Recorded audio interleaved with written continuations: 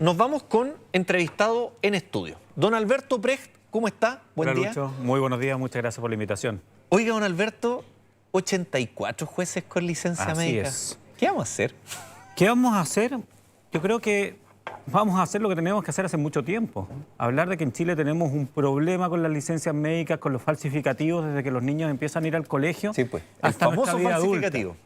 Sí, pues. Entonces vamos a hablar de este tema no desde la indignación, sino desde la realidad de que tenemos un problema transversal en la patudez, en la pillería, que se inicia desde la temprana infancia y que evidentemente tiene su correlato en todas las instituciones. Esto evidentemente es mucho más grave cuando lo hace un funcionario público y mucho más grave cuando lo hace un juez de la República. Pero hay que reconocer, y así lo hacía una encuesta que se llamaba Estudio Nacional de Integridad, que al menos el 20% de los chilenos reconocen que ocupan una licencia médica falsa o un falsificativo para faltar al trabajo y no cumplir con sus labores. Alberto, ayer conversábamos también con Francisco Leturia, en general viendo a harta gente que ha hablado sobre el tema. La consigna que hay es que acá no va a pasar nada, que se la van a hallar pelá. ¿Tú sientes que eso va a No, pasar? yo no estoy de acuerdo. ¿No? Creo que esa es una frase para la galería. Si no pasara nada, no se estaría investigando. Porque, por ejemplo, el Poder Judicial no tenía ninguna obligación de hacer lo que hizo la Contralora. Acá lo grave es que no pase nada con la Suceso, con la Superintendencia de Seguridad Social, que debió haber hecho esto hace mucho tiempo.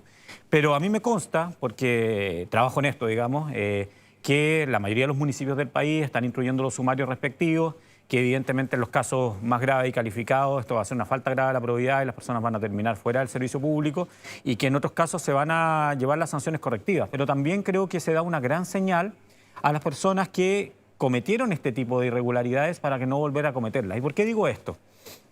Si uno analiza una sociedad, vamos a tener un 2% de personas que van a cometer actos de corrupción sí o sí. Y para Siempre, ello, siempre, los corruptos, los delincuentes, eso no va a terminar nunca. el señor Aguilera, los señores que son condenados por corrupción. Para ellos está el derecho penal.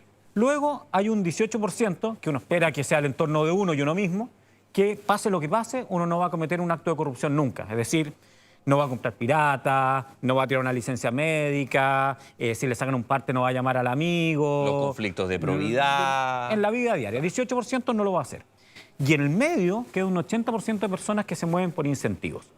Entonces, cuando en materia de corrupción tú ves que una práctica se empieza a regularizar y te empiezas a dar cuenta, oye, pero si el lado lo hace y no le pasa nada, el lado lo hace y no le pasa nada, hay muchas personas que sienten la tentación de entrar en ese círculo. De este 80 y tanto por ciento. Y es por eso que te encuentras con 25.000 funcionarios públicos, por eso que te encuentras con 84 jueces, por eso que te encuentras en la policía. No sé cuántos médicos que atendieron partos con licencia. Y ojo que eso si lo vemos en cualquier empresa, en cualquier acto del sector privado nos vamos a encontrar con una cifra que debiese ser relativamente similar. Entonces, lo que tenemos que hacer, y por eso es muy bueno lo que ha pasado, es que el 80% de personas que normalmente somos la media de la sociedad, tomemos buenas decisiones. Y esas buenas decisiones las vamos a tomar. Uno, porque lo correcto es no hacerle trampa al sistema. Y dos, porque si hago algo, está la posibilidad que me pillen y tener una sanción. Y evidentemente nadie quiere perder su trabajo, nadie quiere irse a la cárcel, nadie quiere ser investigado por fraude al fisco. En los casos más graves, acá hay una investigación penal que tiene que seguirse. Es que, ¿por qué te preguntaba, y en especial lo del Poder Judicial? Tú mismo realizas estudios, conoces bien cuál es la percepción de la ciudadanía respecto al Poder Judicial. Y esa percepción no es gratuita. O sea, lo conversábamos ayer, la ex ministra Vivanco, la tuvieron que pillar con las manos adentro del bol. Todavía no ha sido ni formalizada. Sí. Nada. Y con casos que... O sea, el caso de la muñeca bielorrusa, a Codelco le costó 17.000 millones de pesos. Y tú te das cuenta que el Poder Judicial siempre tiene esta autoprotección. Sin duda, Lucho, sí. Cuando yo digo va a pasar algo, no necesariamente me refiero a una pena. Por eso explicaba, los cambios en corrupción tienen que ver mucho más con conductas sociales que con que tú puedas sancionar a una persona. Y ahí sí que tenemos un gran problema. Veamos lo que ha pasado en esta semana, el caso Aguilera. Claro. O sea, Una años de investigación. Claro. El señor Aguilera hace un uso perverso del sistema, cambiando de abogado, prolongando el juicio, ocupando el arresto domiciliario para abonarse de pena. Lo que decía Carlos Gajardo. Y finalmente, claro, no cumple. Y eso pasa porque tenemos procesos de investigación en materia de anticorrupción que son muy largos. SQM todavía no tiene una sentencia. Y esto es súper grave, no solamente para la sociedad, también es grave para los acusados. O sea, imagínate ser imputado y estar 11 años en un juicio y no saber si te van a declarar culpable o inocente finalmente. Recordemos que ahí está Marco Enrique Minami, ahí está Pablo Longueira, etc. Entonces hay un problema con el Ministerio Público. Pero ese problema del Ministerio Público tiene que ver con otro problema, es que a nuestros parlamentarios estos temas les interesan de la boca para afuera y no en el momento de legislar. ¿Y por qué digo esto? Porque el año 2012 se presentó un proyecto que crea una fiscalía especializada en materia anticorrupción. El año 2014, si no me equivoco, ya se le, o un poquito después, ya se le entregaba en un proyecto de ley la atribución a la Contraloría para que pudiera revisar directamente las cuentas de los servicios públicos. Entonces todos se indignan cuando estos casos salen, pero uno dice, bueno, oye, esto se advirtió hace mucho tiempo. El estudio que yo te mencionaba de abuso de licencias médicas debe ser del año 2016. Entonces acá todos los diagnósticos están hechos, sabemos dónde están los problemas, pero las decisiones no se toman y no se avanza. Ahí sí que hay algo preocupante. Claro, es que por eso te lo preguntaba y desde el punto de vista de que el Poder Judicial siempre ha estado protegido. Siempre ha estado protegido. O sea, ha estado protegido por la política. Tú te das cuenta que las elecciones del Poder Judicial, tanto en la Corte de Apelaciones como en la Corte Suprema, es grosera. O sea, uno de acá, uno de allá, uno de acá, uno de allá. Acusan constitucionalmente a uno de un lado, después tienen que acusar a uno del otro para poder empatar. Siempre se ha mantenido ese equilibrio de un Poder Judicial que está secuestrado por la política. Sí, yo estoy de acuerdo en gran nivel, porque tú la verdad que, al igual que todo, tienes dos caras de la moneda. O sea, tienes al juez que efectivamente hizo carrera y que logra de cierta forma avanzar en su carrera judicial. Pero sí tienes el problema del besamanos, que es tan conocido, de que tú debes ir cumpliendo ciertos favores para ir subiendo en la escala. Y claramente eso hace que tenga que haber una revisión importante del Poder Judicial. El problema es que el remedio no puede ser peor que la enfermedad. Entonces, ¿qué es lo que piensa la política normalmente esto? Y esto lo vimos en los procesos constituyentes. Creemos un consejo de la acuerdo judicatura. Perfectamente, el Consejo de la Magistratura. Y en el Consejo de la Magistratura, ¿quiénes van a estar? ¿Los santos del cielo van a bajar, la comunión de los santos? No, van a ser seres humanos. ¿Y qué va a pasar con eso? Se va a cuotear. Y entonces antes se decía, los consejos tienen que ser de 4 personas. Un socialista, un PPD... ¿Cómo te viene? El directorio te viene. Socialista PPD, un demócrata cristiano, un UDI y un Renovación Nacional. Claro. Y ahí está listo. Pero ahora, ¿qué se dice? Ampliemos más, pues hagamos consejos de 7, para que entre un Frente Amplio, para que entre un PDG, para que entre uno acá. Entonces, claro, esa no es la fórmula. Y lo otro también, la fórmula no es creer que los expertos no se pueden corromper, los expertos también se pueden corromper. Sí.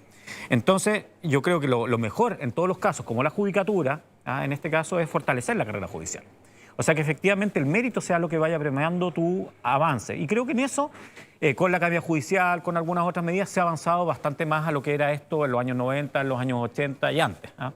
Pero sigue estando bastante secuestrado, sobre todo los altos niveles, por el sistema de nombramiento. O sea, claro, tú lo ves, es que ahí ya el cambio tendría que ser a nivel constitucional. Para poder cambiar los nombramientos de los ministros de la Corte, los nombramientos de los ministros de la Corte de Apelaciones, porque finalmente tú te das cuenta que toda la estructura está hecha para esto. De todas maneras, pero también no hay que ser utópico en creer que con un cambio legal uno va a cambiar determinada práctica de corrupción. Es lo que dices tú, es de conductas. Acá hay algo tan de fondo y por eso yo, cuando me invitan a hablar de temas de licencias médicas, pido permiso en mi canal y me puedo venir a otros canales, porque creo que es la primera vez que estamos hablando de un tema social. Sí. Si aquí nos pasa todo, enlazado el fin de semana, oye, estos jueces, ¿cómo es posible? Oye, ¿y tú? ¿No estuviste con licencia médica en Cancún la semana pasada? ¿O te iban a echar? Y, licencia médica. ¿Quién no conoce a alguien, un compañero de trabajo, que cuando ve la amenaza de que lo van a echar, pide una licencia médica para tratar de prolongar el despido y que no lo despidan para no tener que desaforarlo? Entonces, ha sido un instrumento dilatorio pero absolutamente, y delincuencial, porque detrás de eso hay un negocio.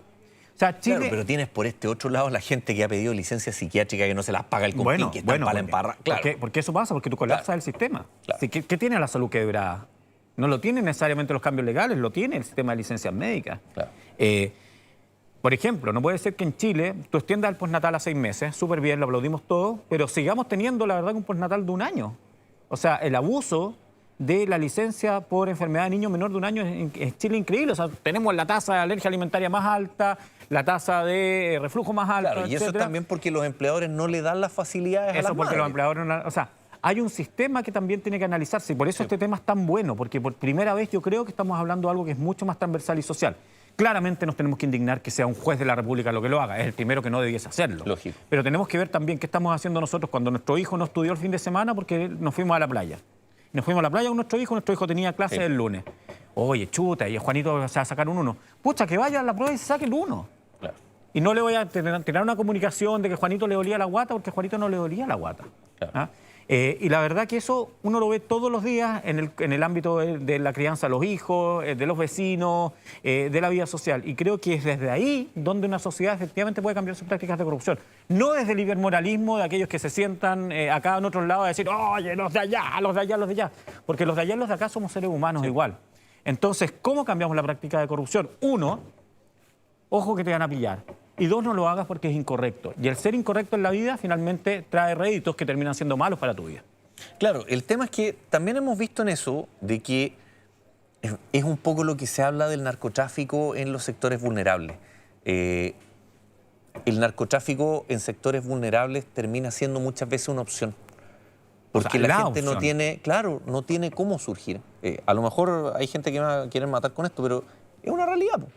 O sea, el vecino que está mirando, que el de al lado se compra auto, que cambia la tele, que tiene que aquí, que allá, y que él trabajando honradamente no tiene lo mismo, te va generando eso. Claramente, y por eso que también, y aquí los medios tenemos una responsabilidad súper grande, tenemos que ir promoviendo los casos de éxito, que son muchísimos. Sí. O sea, yo creo, Lucho, si yo pregunto de tu historia familiar, seguramente vamos a llegar a algún momento más cercano, más lejano en tu vida, de que hubo un familiar que tenía un par de zapatos, que lo pasó súper mal, que llegó con una mano adelante, otra atrás, etcétera. Si yo hablo de mi vida familiar, también lo voy a lograr y quizás con todos lo vamos a encontrar. Son muy pocos los que vienen de las 13 familias que llegaron, digamos, bien. De hecho, casi nadie llegó a este país alguna vez. Claro. Este país era el último lugar del mundo y no románticamente como lo dice Montaner, sino que era como lo que quedaba, digamos, ¿no? Un país en guerra, un país pobre, un país que exportaba acero y exportaba trigo. O sea, esa era nuestra exportación. Entonces tenemos que demostrar esos casos de éxito, porque efectivamente tú también te encuentras en la población, en los pueblos de Chile, mucha gente honesto que sale. Sí. O sea, que es la gran mayoría. Que es la gran mayoría. A mí me toca mucho compartir con comunidades en el sur de Chile y veo colegas abogados que su mamá, su papá eran leñadores o eran de empleos muy precarios, etcétera, y hoy día sus hijos salen adelante. Entonces hay que poner el contrafactual. Y lo otro que hay que demostrar, y por eso no van a lograr la narcocultura, de que el promedio de vida y la media de vida de esos jóvenes es de 27 años. Claro. O sea, tú te metes en el narcotráfico como soldado, porque nunca vas a llegar a ser capo. Ese es el tema. Y antes de los 27 años vas a estar muerto.